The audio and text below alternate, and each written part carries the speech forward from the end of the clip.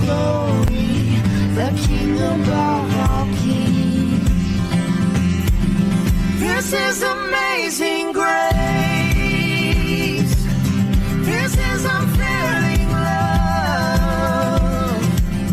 that you would take my place, that you would bear my cross. You laid down your life, that I would be set free. Oh, Jesus, I sing for all that you've done for me. Live Bapak Ibu Saudari, silakan mohon host kita Reza. Ya, Shalom Aleichem Bisham Hamasya, salam sejahtera bagi kita semua. Selamat pagi untuk bagian Indonesia dan selamat sore untuk bagian di Amerika. Hari ini pembacaannya yaitu di 2 Korintus pasal yang kelima, ayat yang pertama sampai yang terakhir. Bapak Ibu Saudara yang dikasihi oleh Tuhan Yesus, sebelum kita mulai renungan pada pagi hari ini, kita bersatu di dalam doa. Bapa yang baik, di dalam nama Tuhan Yesus, pada pagi hari ini kami akan mulai renungan pada pagi hari ini. Kau berkati dimanapun kami berada, urapi kami perlu firman-Mu ya Bapa. Kami perlu firman-Mu, kami perlu urapan-Mu, kami perlu didikan-Mu ya Bapa. Urapi kami semua yang hadir di Zoom ini ya Bapa, maupun yang ada di YouTube Shema Adonai pada pagi hari ini. Terima kasih Tuhan Yesus, kami siap untuk menerima berkat firman-Mu pada pagi hari ini. Dalam nama Tuhan Yesus, haleluya, amin. Baik, kita akan bernyanyi yang akan dibawakan oleh Ibu Murni, lagu pertama.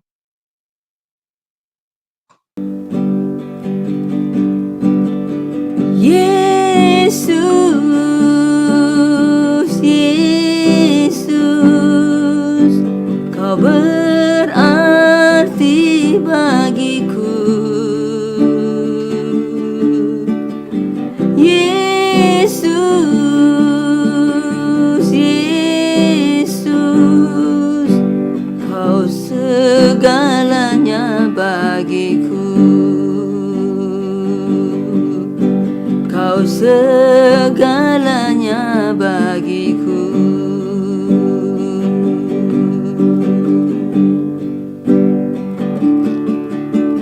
Seperti rusa rindu sungaimu, jiwaku rindu Engkau.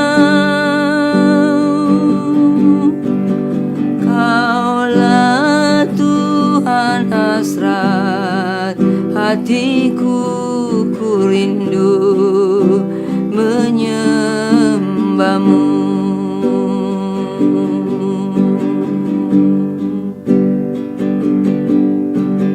Engkau kekuatan dan perisaiku, kepadamu rohku berserah. Kaulah Tuhan hasrat hatiku, ku rindu menyembah-Mu.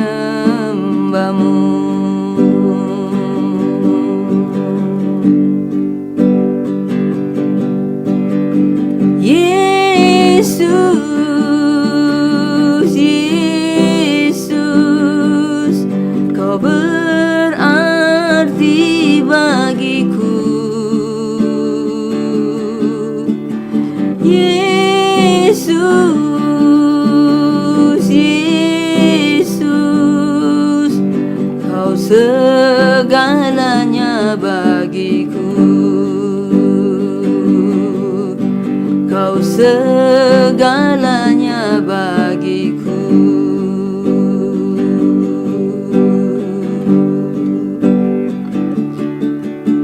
Seperti rusa rindu sungaimu, jiwaku rindu Engkau. Kaulah Tuhan hasrat hatiku, ku rindu menyembahmu.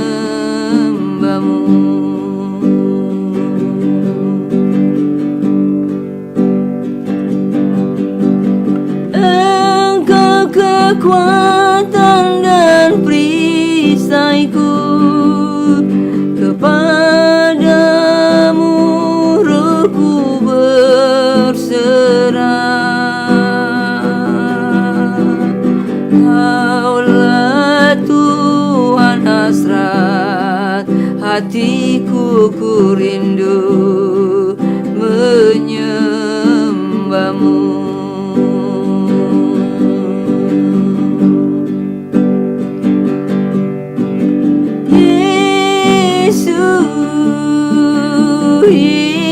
Yesus, kau berarti bagiku.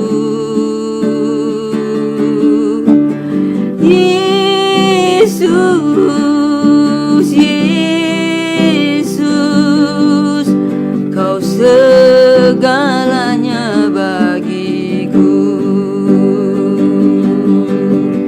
Yesus, Yesus, kau berarti bagiku.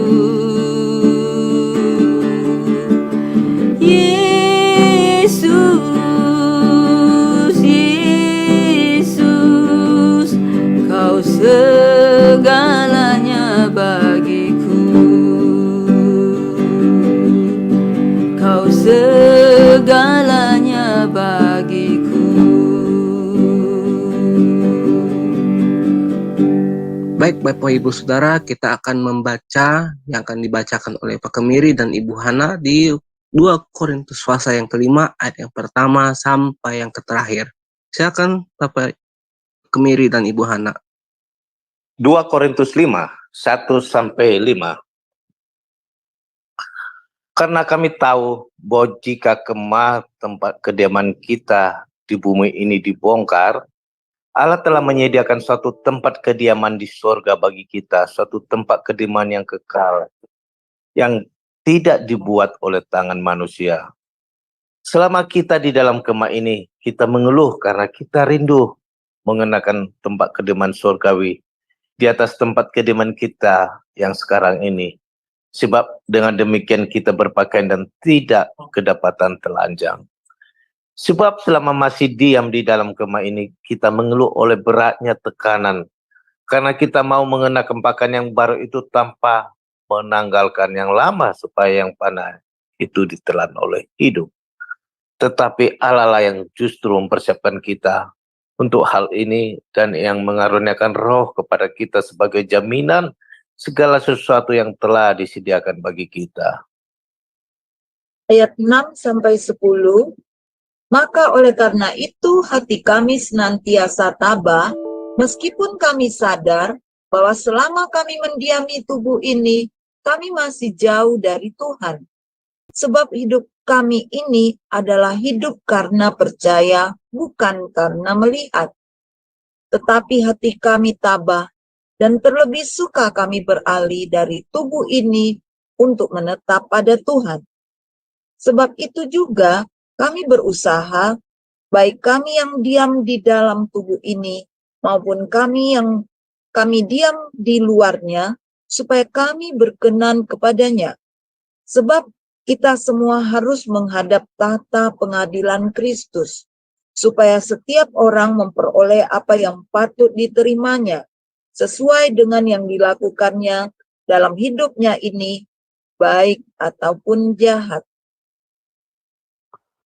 Pelayanan untuk perdamaian 11-15. Kami tahu apa artinya takut akan Tuhan, karena itu kami berusaha meyakinkan orang. Bagi Allah hati kami nyata dengan terang, dan aku harap hati kami nyata juga demikian bagi pertimbangan kamu.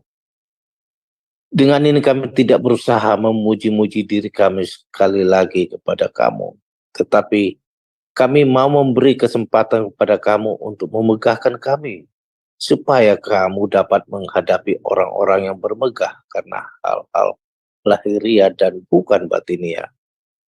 Sebab jika kami tidak menguasai diri, hal itu adalah dalam pelayanan Allah. Dan jika kami menguasai diri, hal itu adalah untuk kepentingan kamu. Sebab kasih Kristus yang menguasai kami, karena kami telah mengerti bahwa jika satu orang sudah mati untuk semua orang, maka mereka semua sudah mati. Dan Kristus telah mati untuk semua orang, supaya mereka yang hidup tidak lagi hidup untuk dirinya sendiri, tetapi untuk Dia yang telah mati dan telah dibangkitkan untuk mereka. Ayat 16 sampai 21. Sebab itu kami tidak lagi menilai seorang juga pun menurut ukuran manusia. Dan jika kami pernah menilai Kristus menurut ukuran manusia, sekarang kami tidak lagi menilainya demikian. Jadi, siapa yang ada di dalam Kristus, ia adalah ciptaan baru. Yang lama sudah berlalu, sesungguhnya yang baru sudah datang. Dan semuanya ini dari Allah, yang dengan perantaran Kristus telah mendamaikan kita dengan dirinya, dan yang telah mempercayakan pelayanan pendamaian itu kepada kami. Sebab Allah mendamaikan dunia dengan dirinya oleh Kristus dengan tidak memperhitungkan pelanggaran mereka. Ia telah mempercayakan berita pendamaian itu kepada kami. Jadi, kami ini adalah utusan-utusan Kristus, seakan-akan Allah menasihati kamu dengan perantaran kami. Dalam nama Kristus kami meminta kepadamu, berilah dirimu didamaikan dengan Allah. Dia yang tidak mengenal dosa telah dibuatnya menjadi dosa karena kita, supaya dalam Dia kita dibenarkan oleh Allah. Demikianlah firman Tuhan. Syukur kepada Allah. Biarlah firman yang kita baca boleh bertumbuh, berbuah dengan limpahnya, dan kita menjadi pelaku-pelaku firman untuk memuliakan Bapa di surga. Amin. Terima kasih untuk Ibu Hana dan Pak Kemiri yang sudah membacakan bacaan firman Tuhan pada pagi hari ini. Baik Bapak Ibu Saudara, kita akan merenungkan sejenak selama 1 menit dari jam 5:45 sampai jam 5:46. Setelah ini kita akan mendengarkan pemaparan renungan yang akan dibawakan oleh Ibu Heni. Kami persilakan.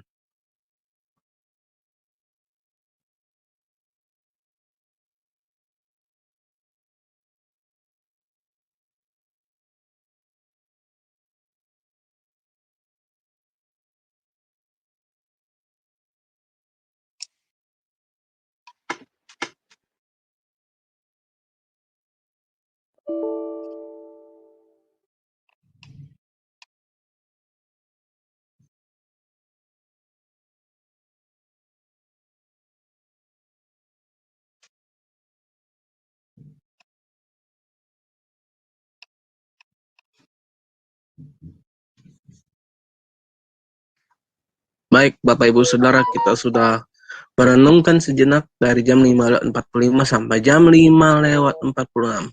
Dan sekarang kita akan mendengarkan pemaparan renungan yang akan dibawakan oleh Ibu Heni. Silakan, Bu. Baik, Reza, terima kasih. Selamat pagi, Bapak Ibu. Puji nama Tuhan, kita bersama kembali.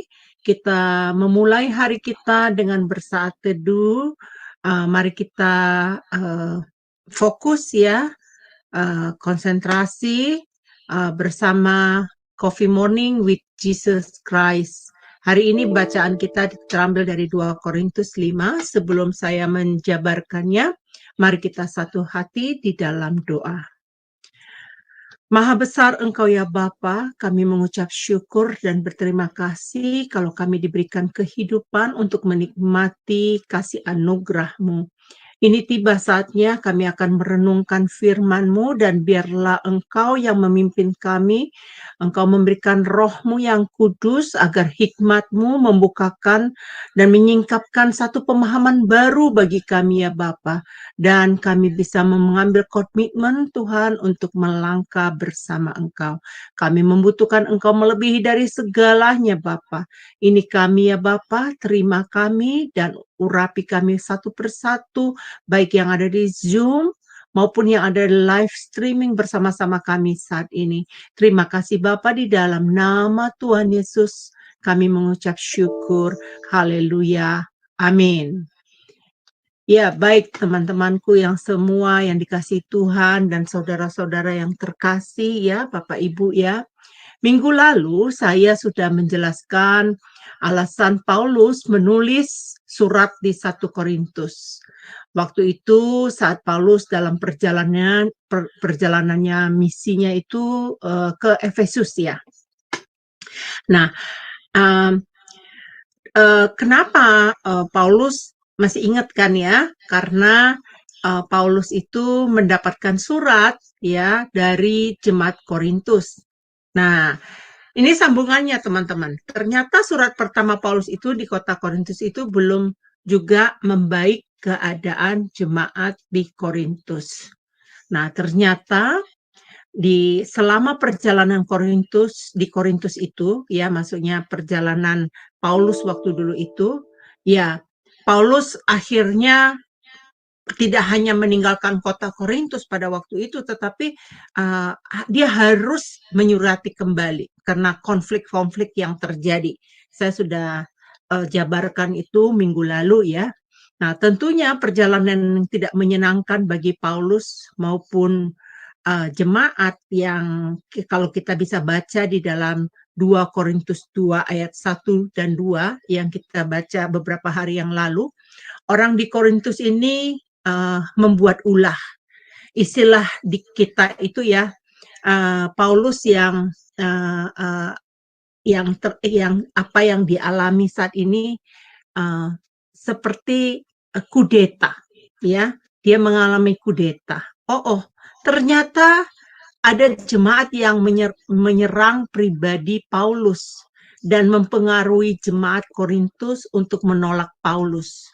Karena alasan inilah Paulus terdorong menyurati jemaat Korintus yang kedua kali, dan saat itu Paulus sedang berada di kota Makedonia. Nah, walaupun surat yang ditulis oleh Paulus ya waktu yang pertama itu, akhirnya Paulus ini berada di kota Makedonia yang sedang melayani jemaat di sana, ya. Akhirnya dia harus menyurati yang kedua kalinya dengan panjang lebar. Nah, kalau kita perhatikan nanti ayat-ayatnya itu pasalnya itu ada 13 pasal ya. Nah, Paulus harus ke kota Korintus yang ketiga kalinya. Dari mana kita tahu? Nanti kalau kita baca di dalam surat 2 Korintus 13 nanti ya yang terakhir itu. Di situ dikatakan adalah untuk ketiga kalinya aku datang kepada kamu. Jadi Paulus akhirnya datang mengunjungi jemaat di sana. Nah, baru dengan keterangan 2 atau 3 orang saksi suatu perkara sah. Jadi memang harus ada rapat lah, ada meeting tertentu untuk menyelesaikan masalah yang ada di Korintus itu. Nah, saudara-saudaraku, kitab 2 Korintus ini terdirikan 13 pasal. Dan ada 3 bagian utama surat Paulus. Nah, mari simak penjelasan ini. Bagian ke-1 itu adanya di pasal 1 sampai 7. Itu ucapan syukur Paulus kepada Allah akan karunia dan penghiburan Tuhan di tengah penderitaan untuk pemberitaan Injil. Nah, Paulus memuji jemaat Korintus karena mendisiplinkan orang yang berbuat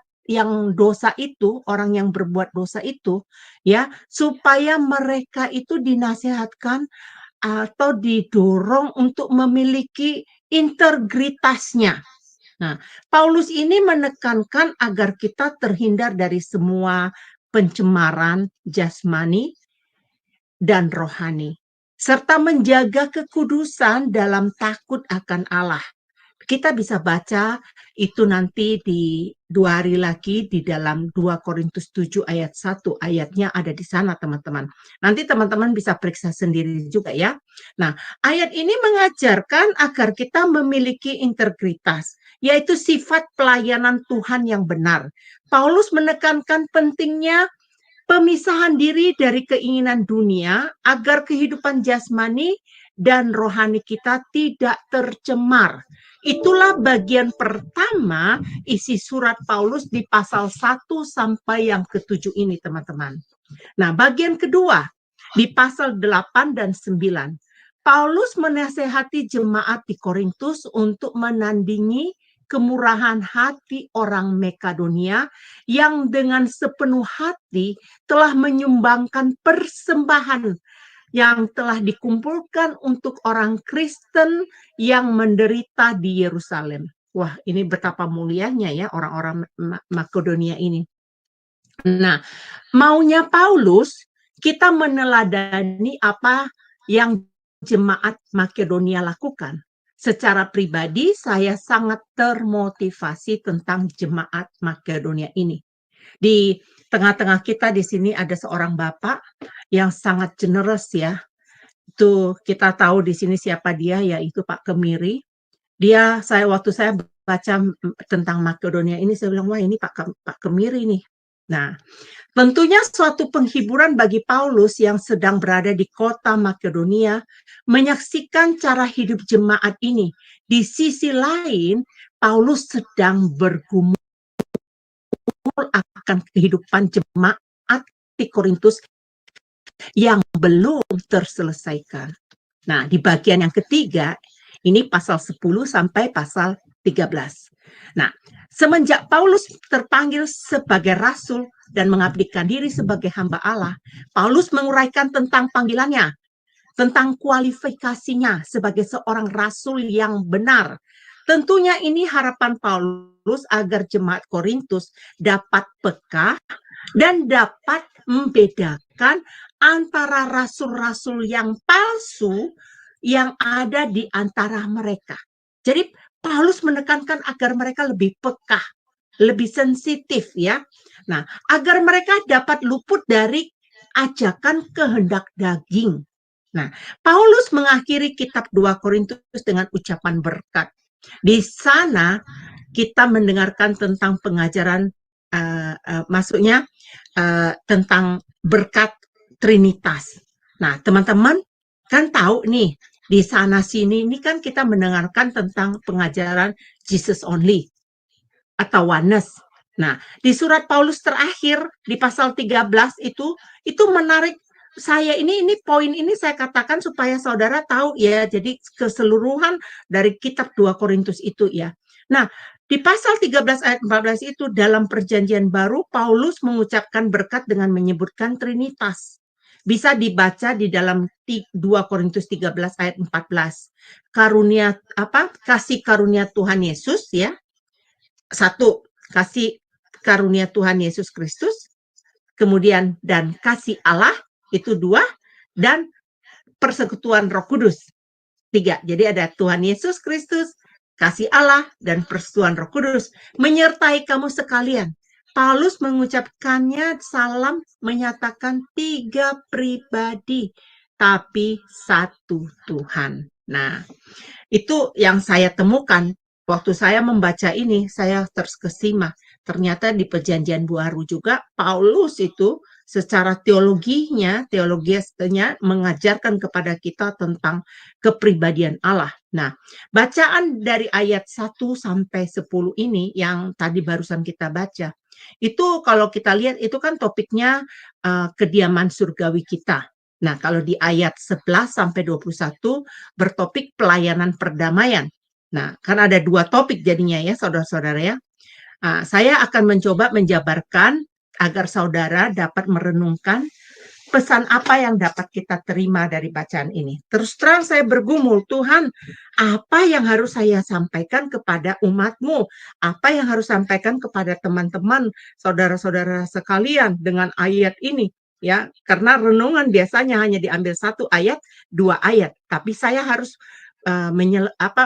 saya bukan harus ya, maksudnya saya lebih terpanggil untuk eksposisi dari kitab Korintus ini supaya orang tidak salah mengerti, supaya orang mengerti tentang kitab Korintus ini membicarakan tentang apa. Nah, saya memberikan tema di dalam renungan hari ini adalah hidup di dunia numpang lewat. Saya tanya Tuhan, apa ya tema yang harus saya berikan ini? Nah, Tuhan memberikan ini di dalam hati saya bahwa hidup di dunia ini numpang lewat.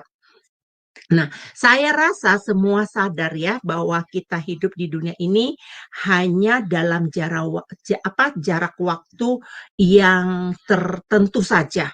Ada yang mencapai umur 100 tahun.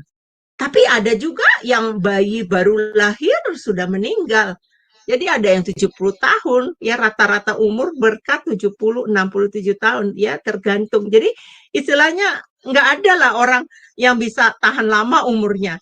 Sedangkan yang terpanjang umurnya di Alkitab aja 969 kakeknya si Nuh itu akhirnya meninggal juga toh.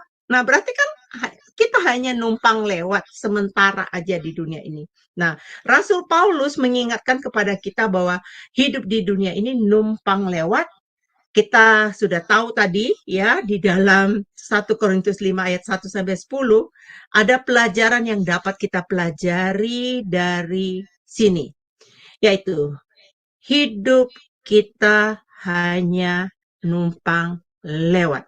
Nah, ada 5 poin. Dari ayat yang ke-1 itu ya, ada 5 poin yang perlu kita pelajari dari sini. Saya mendapatkan poin yang pertama itu, kita itu harus sadar bahwa kehidupan di dunia ini tidak kekal, hanya sementara saja. Ayatnya ada di ayat 1, teman-teman. Karena kami tahu bahwa jika kemah tempat kediaman kita di bumi dibongkar, Allah telah menyediakan suatu tempat kediaman surga bagi kita. Berarti ada tujuan yang harus kita tempuh. Karena apa? Karena kemah di bumi ini akan dibongkar. Jadi kita akan tinggalkan ya. Nah, hidup kita hanya sementara di dunia ini, banyak yang mengalami tekanan, saudara-saudaraku. Banyak yang mau hidupnya panjang. Bahkan ada tuh yang katanya minum obat pil panjang umur, katanya gitu ya. Nah, bahkan ada yang nggak mau mati. Dia mau hidup seumur hidupnya gitu. Tipe orang yang demikian akhirnya akan timbul apa? Keluhan-keluhan yang diakibatkan oleh godaan yang memperjuangkan agar umurnya panjang. Nah, jangan lupa kita hanya numpang lewat di bumi ini, saudara-saudaraku. Kita harus sadar tempat kita yang sebenarnya bukan di dunia ini, tetapi tempat yang sudah dipersiapkan oleh Allah bagi kita, yaitu apa? Kehidupan yang kekal. Ya, kalau saya sih nggak mau di dunia ini selamanya. Saya mau kehidupan yang kekal ya. Nah, poin yang kedua dari ini saya berikan yang kedua adalah jangan mengeluh. Nah, ada di ayatnya di ayat yang keempat ya. Sebab selama masih diam di dalam kemah ini, kita mengeluh oleh beratnya tekanan karena kita mau mengenakan pakaian yang baru yang tanpa menanggalkan pakaian yang lama. Itu problemnya. Kita mau comfort ya dengan yang lama. Jadi kalau yang ada yang sedikit pembaruan, kita harus meninggalkan kehidupan lama kita. Nah, kita itu wah nggak enak ya. Terus terjadilah keluhan-keluhan itu. Padahal hidup yang di dunia ini kan sementara, fana. Ya, itu kita harus pikirkan itu, saudara-saudaraku. Karena kita melupakan bahwa hidup kita ini hanya sementara di dunia ini, akhirnya timbullah keluhan-keluhan. Orang resah saat kehilangan uang, kehilangan pekerjaan, mengeluh jika gajinya tidak naik, bahkan mengeluh jika beban pelayanannya banyak. Apalagi banyak teman-teman mengeluh jika tidak disapa saat bertemu di komunitas. Ya, dari keluhan ini akan timbul kemarahan persis seperti kondisi yang dialami di jemaat Korintus. Jangan kita menjadi umat yang kerjaannya mengeluh saja. Ya, mari kita menjadi dewasa. Karena yang suka mengeluh itu level imannya masih level apa, saudara-saudaraku? Masih level anak-anak yang suka ngambek. Tuh, anak-anak tuh suka ngambek ya. Nah, yang poin ketiga, kita tuh harus tabah. Ayat 6, kalau kita baca, bacaan ini hari ini, maka oleh karena itu hati kami senantiasa tabah. Meskipun kami tabah bahwa selama kami mendiami tubuh ini, kami masih jauh dari Tuhan. Firman Tuhan mengingatkan kepada kita hari ini untuk menjalani kehidupan ini dengan tabah. Arti tabah di sini kuat, berani menghadapi bahwa hidup di dunia ini hanya sementara, agar kita tidak hidup berkeluh kesah, tidak mengerang, tidak iri hati, tidak dendam, tidak sedih, tabah menjalani kehidupan, tabah menghadapi pembentukan, tabah dalam proses, bahkan tabah menghadapi sesama jemaat. Nah, dengan demikian, kalau kita baca ayat 8, kita bisa yakin berkata saya tabah dan lebih suka menetap pada Tuhan. Menetapkan pada Tuhan artinya di sini menuruti seluruh kehendak Tuhan. Berarti ada penundukan diri. Nah, yang keempat, terus berusaha. Kalau kita baca di ayat 9 ya. Sebab itu juga kami berusaha, baik kami diam di dalam tubuh ini, maupun kami diam di luarnya, supaya kami berkenan kepadanya setelah kita sadar bahwa selama hidup di dunia ini hanya sementara, jadinya hendaknya kita terus berusaha, berjuang hidup untuk berkenan di hadapan Tuhan. Nah, poin yang kelima, pengadilan orang percaya. Nah, ada di ayat 10, teman-teman. Ya, pengadilan Kristus ini ada di ayat 10, sebab kita semua harus menghadap tata pengadilan Kristus, supaya setiap orang memperoleh apa yang patut diterimanya, sesuai dengan yang dilakukan dalam hidupnya ini, baik itu yang baik maupun yang jahat. Semua orang yang beriman akan menghadap tata Kristus. Nah, tidak bisa kita lari dari penghakiman. Nah, pertanyaannya, hakimnya siapa? Hakimnya adalah Kristus. Kalau kita bisa membaca di Yohanes 5 ayat 22, saya kasih referensinya ya. Ayat 2 Timotius 4 ayat 8. Hasil pengadilan akan menerima apa yang baik atau yang jahat selama hidup kita selama di bumi ini. Tidak seorang pun akan terhindar dari pengadilan ini kelak, saudaraku. Ingat itu. Tidak ada yang bisa menghindar dari pengadilan Kristus, ya. Sekarang saya akan jabarkan di topik yang berikutnya, yaitu pelayanan pendamaian. Nah, kita sudah tahu bahwa hidup di dunia hanya numpang lewat, bukan? Hendaklah kita hidup mengabdi, bersekutu hanya untuk Tuhan saja. Nah, ayat 11-21 ini mengajarkan agar kita mengenal siapa diri kita semenjak menjadi umat kudus. Yang dikenal orang kita disebut dengan panggilan Kristen. Saya punya istilah bahwa kita adalah gambaran Allah. Surat yang terbuka. Saksi Kristus. Kemanapun kita berada, kita bisa jadi terang dan membawa damai. Dengan demikian kita baru bisa disebut pelayan Tuhan.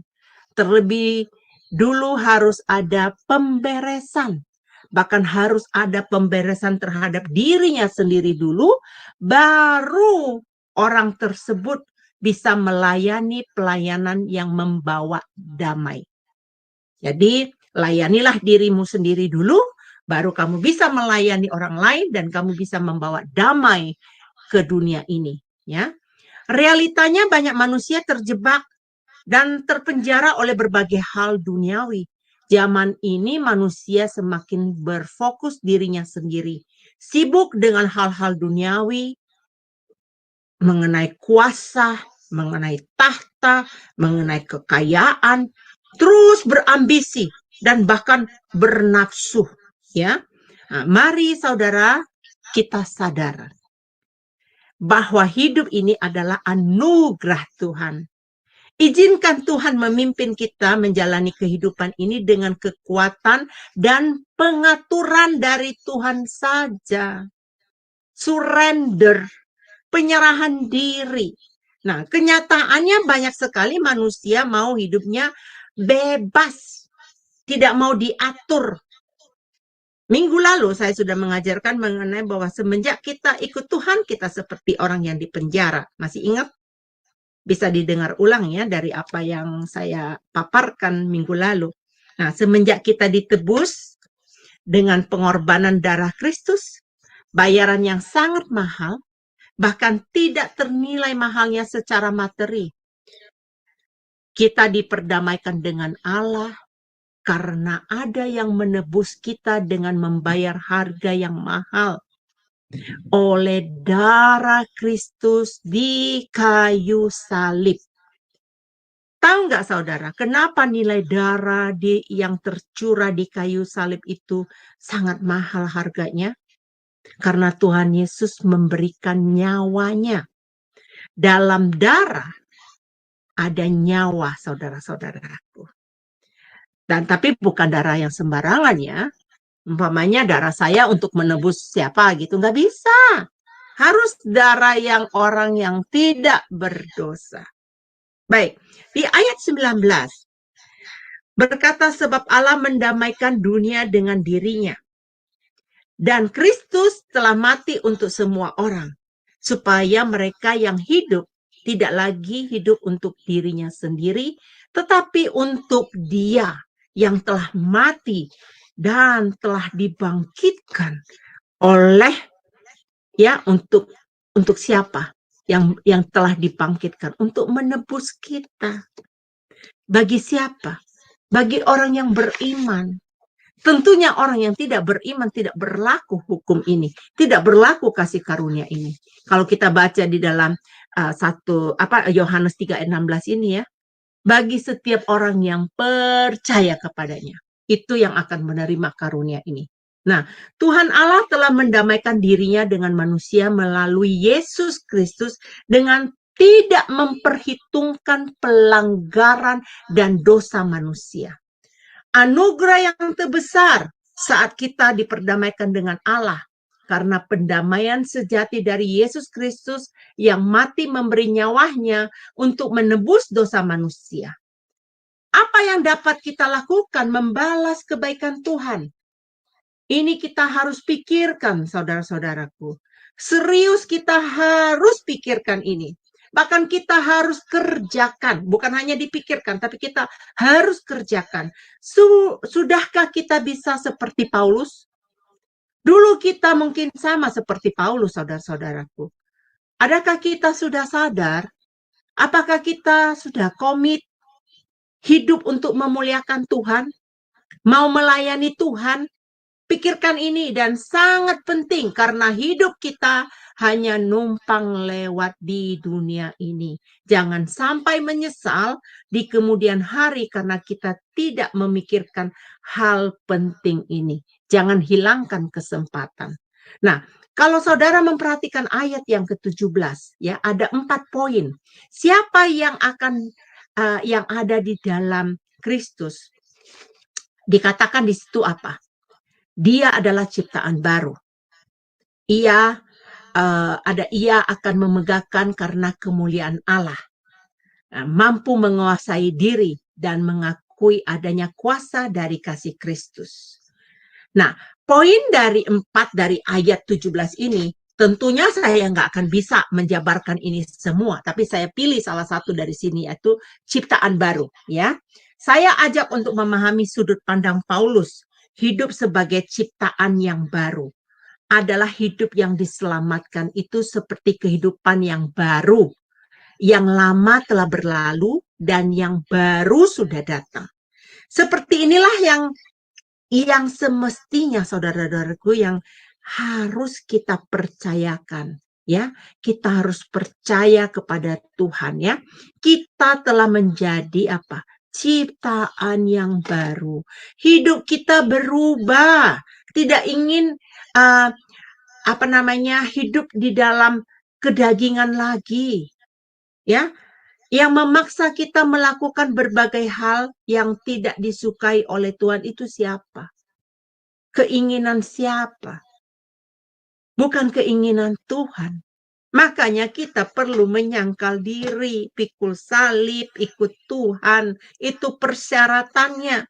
Ya, semenjak kita menjadi ciptaan yang baru, kita harus mau berdamai dengan Allah saja. Sehingga segenap hidup pelayanan kita harus berpusat kepada Kristus dan kita menjalankan dengan penuh ketaatan. Mari kita menghayati kasih Tuhan di dalam hidup kita dan menjalani hidup dengan senantiasa bertanya mengenai kehendaknya terhadap hidup kita. Nah, kalau kita sopan ya teman-teman, saudara-saudara, ingat nggak 2 minggu yang lalu saya mengajarkan mengenai etika? Tentunya kita tidak sembarangan melakukan kehidupan kita. Kita harus bertanya dulu kepada Tuhan. Ini boleh nggak Tuhan? Boleh nggak? Sesuai dengan accordingmu, ini sesuai dengan kehendak surgawi apa enggak? Nah, barulah kita bisa sungguh-sungguh mempersembahkan hidup kita untuk melayani Tuhan. Nah, dulu Paulus sangat membenci umat Kristen. Kita tahu kan, semua pasti tahu umat yang sudah tahu sejarahnya Paulus ini. Ya, tapi akhirnya dia bisa menjadi rasul setelah mengenal siapa? Setelah dia bertemu dengan Yesus. Dia menjadi orang yang beriman kepada Yesus. Timbullah komitmennya melayani Tuhan. Paulus menemukan tujuan hidupnya. Itulah sebabnya Paulus berkata, kita harus diciptakan baru. Nah, menurut saya Paulus ini hebat loh teman-teman. Itu menurut saya. Aku nggak tahu kalau teman-teman ya. Kalau menurut saya ini Paulus ini hebat sekali, luar biasa. Tidak ada perubahan konsep cara pandang dari Paulus. Ya, kalau kita baca di ayat 18-20, saya simati, saya berkali-kali saya katakan sama saudara saya Murni, aduh gua nggak sangka ayat ini berat sekali untuk buat saya pikir gampang sekali untuk menguraikan ini. Ternyata berat teman-teman. Dan oleh pertolongan Roh Kudus ya, saya dibantu untuk bisa menjabarkan ini kepada saudara-saudara. Di ayat 18 dan 20, pandangan Paulus pendamaian merupakan satu karya penebusan Kristus. Syaratnya hanya dapat terjadi apabila ada pemulihan hanya melalui apa? Melalui persekutuan dengan Allah. Kenapa hanya melalui pemulihan dan persekutuan dengan Allah? Ada beberapa poin. Poin yang ke-1, karena pemberontakan mendatangkan murka dan hukuman Allah. Karena dosa kita perlu dipulihkan dengan Allah. Nah, kedua, hanya ada satu jalan cara kita dipulihkan. Melalui kematian Kristus, itu adalah memulihkan status kita menjadi anak Allah. Ketiga, pendamaian ini berlaku untuk semua orang yang beriman. Tadi saya sudah katakan hanya untuk orang yang beriman. Yang percaya bahwa Yesus satu-satunya jalan kehidupan. Baru bisa diperdamaikan. Yang percaya firman menjadi manusia. Tuhan yang inkarnasi. Yesus mati untuk menebus kita dari kematian kekal. Nah, yang keempat, Kita sebagai gereja yang diutus untuk mewartakan kabar keselamatan hanya dengan beriman kepada Yesus kita dipulihkan. Yang kelima, Yesus yang tidak berdosa telah menjadi dosa karena kita. Kenapa Yesus yang dikorbankan? Karena hanya Yesuslah yang dapat menghapus dosa manusia. Karena Tuhan Yesus ini tidak berdosa. Hanya Tuhan Yesus yang tidak berdosa, saudara-saudaraku. Dia yang pantas menghapus dosa-dosa kita. Ya, nah saudara, luar biasa bukan? Kita mempelajari kitab surat Paulus ini yang baik yang di 1 Korintus kemarin dan 2 Korintus ini. Kita bisa menangkap sebenarnya Paulus ini punya tujuan, saudara-saudara, untuk menulis surat ini kepada 3 golongan orang di Korintus. Ada 3 golongan. Golongan yang pertama, Paulus untuk mendorong jemaat Korintus ini agar mendengarkan kepadanya sebagai bapa rohani mereka. Demikian juga pada zaman sekarang, kita harus patuh pada pimpinan rohani kita. Pelajaran apa yang dapat kita petik? Yaitu apa? Penundukan kepada pemimpin. Yang kedua, Paulus menyingkapkan keberadaan rasul-rasul palsu yang menentang dia. Paulus meruntuhkan mereka dan memutarbalikkan ajaran sehat Paulus. Nah, ini pekerjaan iblis ya, teman-teman ya. Jika Paulus itu berani mengungkapkan tentang pengajaran-pengajaran sesat yang mempengaruhi jemaat di Korintus pada saat itu. Nah, kita perlu belajar untuk tidak berkomplotan terhadap pembangkang, terhadap mereka yang punya siasat yang menyesatkan. Nah, hati-hati saudaraku. Jadi kita perlu punya barometer firman supaya kita bisa tahu orang yang mengajarkan dia bawa ayat tetapi pengertian yang berbeda, kita harus tahu bahwa ini adalah penyesat.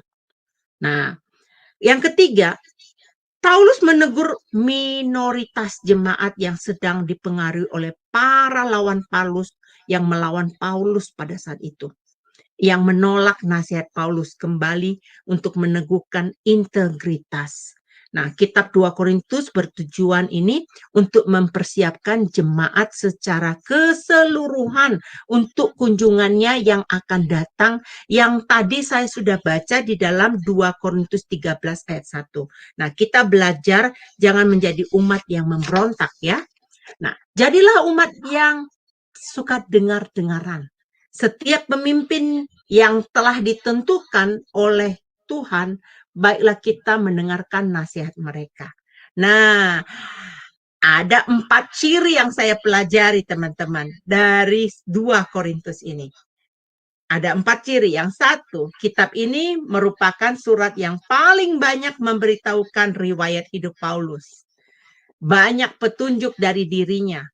Mengingat situasi yang ada di Korintus, karakter Paulus sangat rendah hati. Sebagai pemimpin berani dia. Jadi dia pemberani.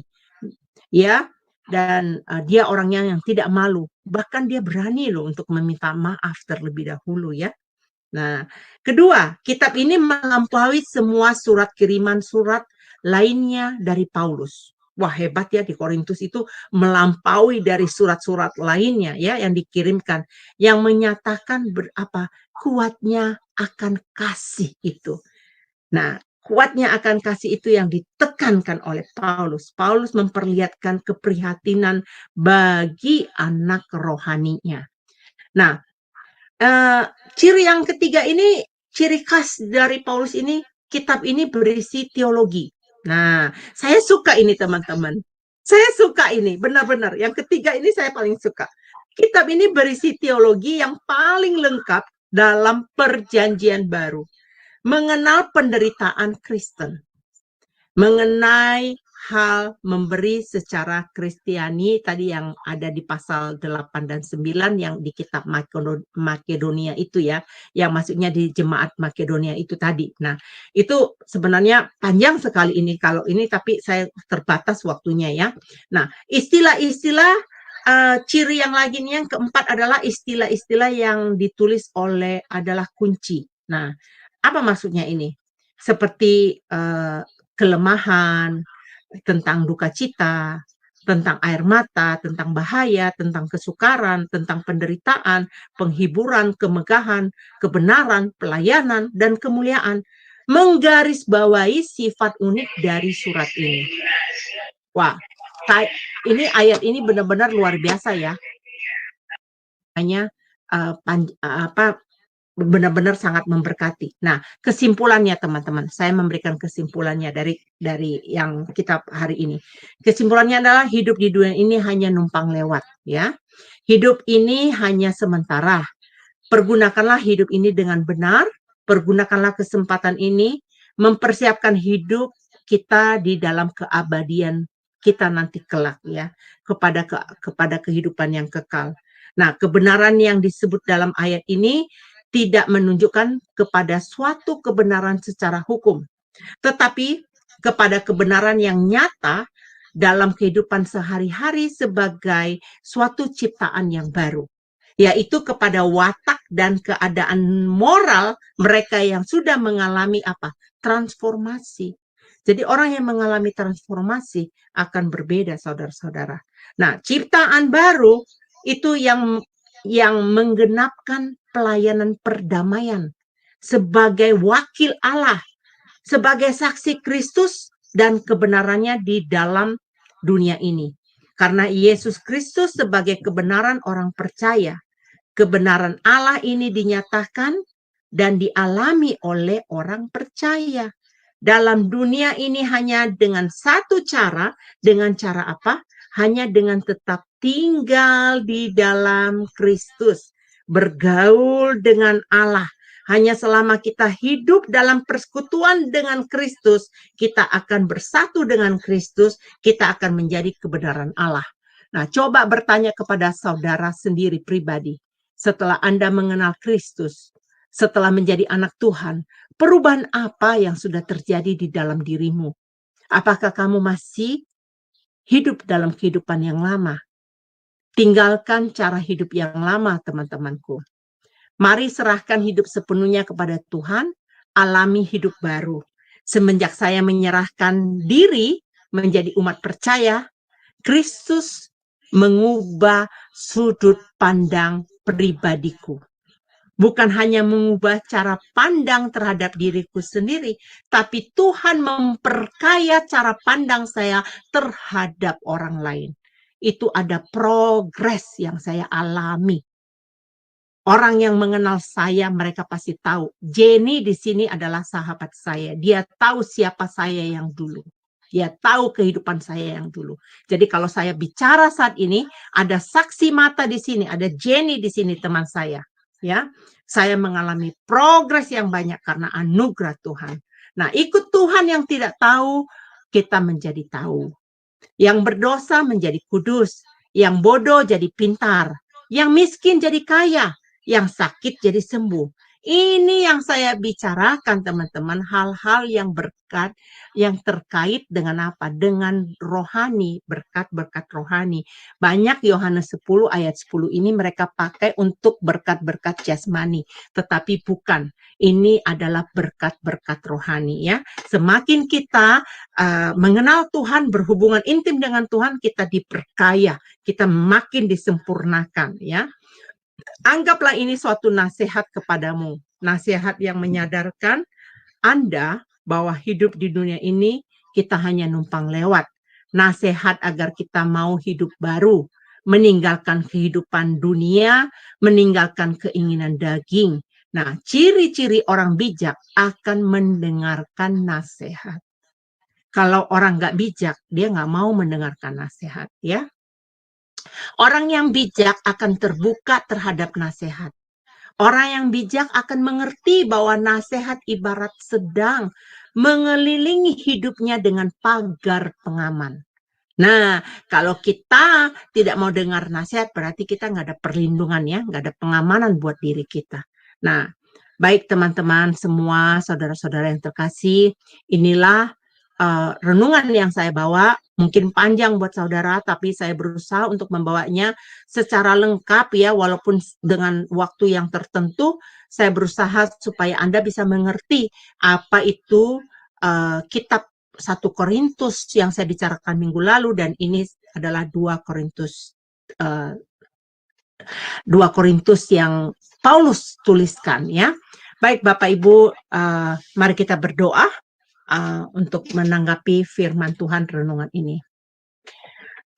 Bapa Sorgawi, terima kasih ya Bapa untuk firman Tuhan yang memberkati hidup kami. Secara saya pribadi Tuhan, saya sangat dibukakan melalui 2 Korintus ini ya Bapa. Pengajaran di dalam buku Korintus ini sangat kaya ya Bapa, sangat unik, sangat luar biasa. Mampukan kami secara pribadi Bapa untuk belajar kembali mengenai kitab Korintus ini supaya kami mengetahui bagaimana kami menggunakan talenta kami secara benar, bagaimana kami punya etika yang benar, dan bagaimana kami menyadari bahwa kami hidup ini hanya sementara, dan bagaimana kami supaya mengalami transformasi, hidup baru, hidup yang dimerdekakan, hidup yang telah dibayar lunas oleh pengorbanan Tuhan Yesus di kayu salib. Terima kasih Bapa, inilah doa yang kami panjatkan di dalam nama Tuhan Yesus. Amin. Saya kembalikan kepada Reza. Iya, terima kasih Bu Heni untuk pagi hari ini, pemaparannya yang sungguh luar biasa. Dan hari ini kita akan menyanyikan lagu kedua yang akan dibawakan oleh Ibu Murni. Silakan Ibu Murni.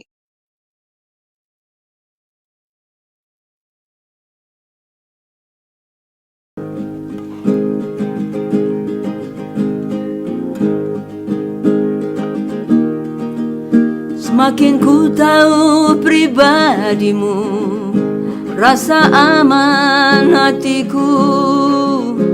Ku tahu kau yang menjagaku. Semakin ku taat perintahmu, sejahtera hidupku. Masa depanku kau jamin selalu. Masa depanku kau jamin selalu.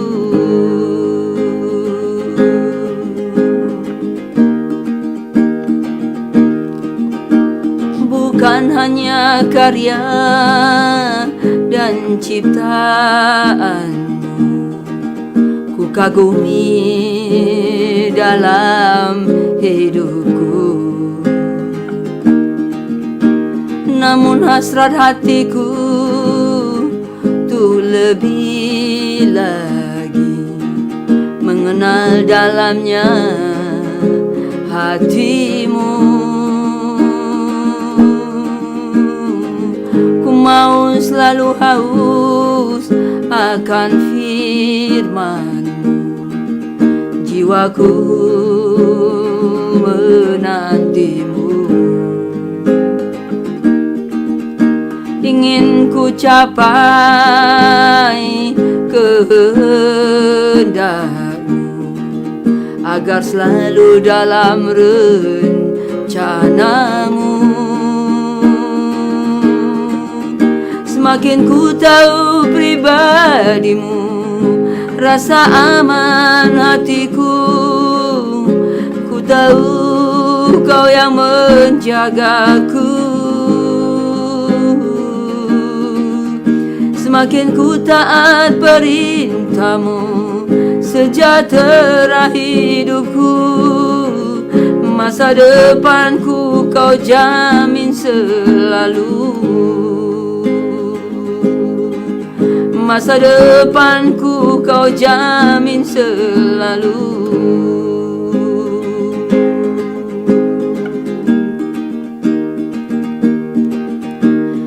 Bukan hanya karya dan ciptaan ku kagumi dalam hidupku,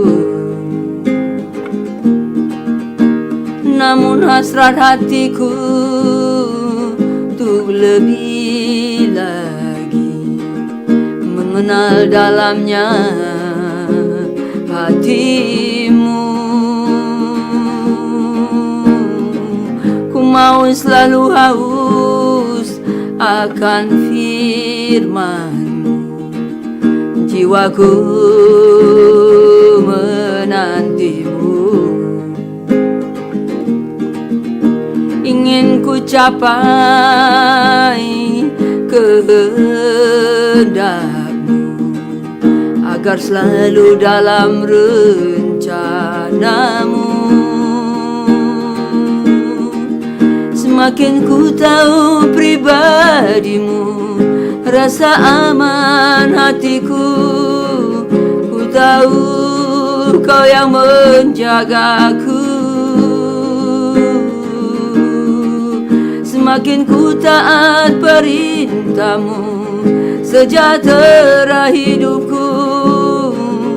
Masa depanku Kau jamin selalu.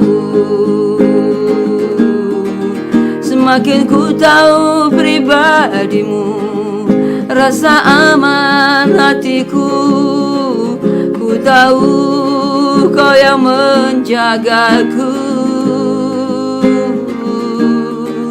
Semakin ku taat perintah-Mu, sejahtera hidupku. Masa depanku Kau jamin selalu. Masa depanku Kau jamin selalu.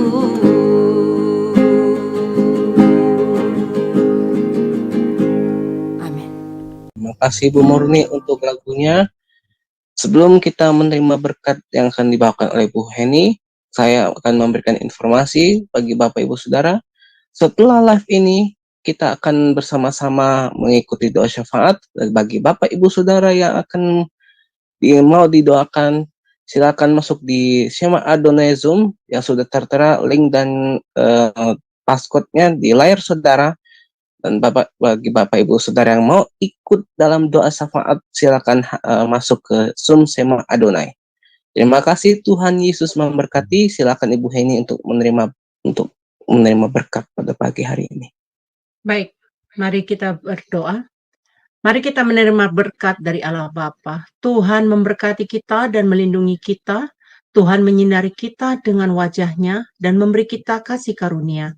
Tuhan menghadapkan wajah-Nya kepada kita dan memberikan kita damai sejahtera. Tuhan akan memampukan kita menjadi pelaku-pelaku firman. Kasih karunia Yesus dan kasih Allah dengan persekutuan Roh Kudus sampai pada akhir zaman. Amin, amin, amin. Demikianlah pada pagi hari ini. Tuhan Yesus memberkati. Shalom.